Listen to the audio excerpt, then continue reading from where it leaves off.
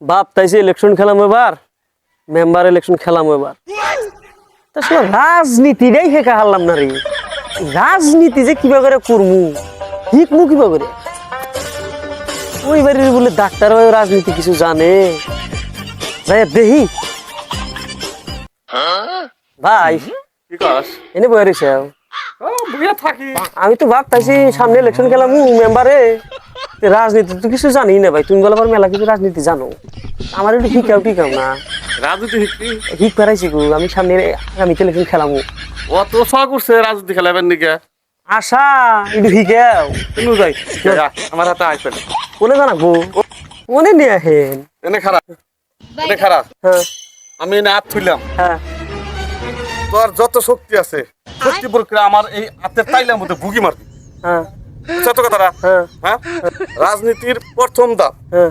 আমি এনে হাত দিছি, তুই শক্তি করে এনে ভুগি দে। দে এনে দে, হাসাই দিমু। দেশ না তুই।